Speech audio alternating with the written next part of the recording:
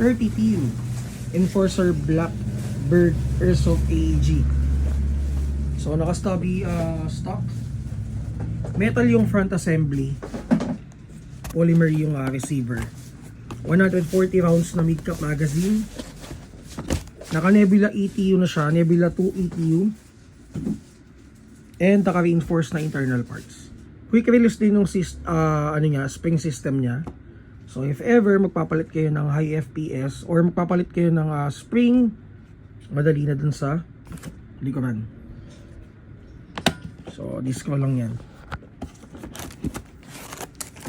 So naka-flat trigger na rin siya. 6.03 mm na inner barrel. And naka-rotor type chamber. Corona check natin.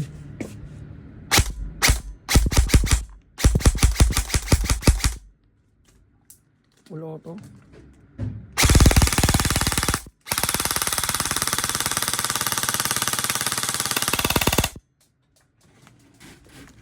So nakalis tayo, 1.5 tayo for Lancer Tactical Units. Check nyo na lang yan guys sa Google Drive natin. Thank you kay boss.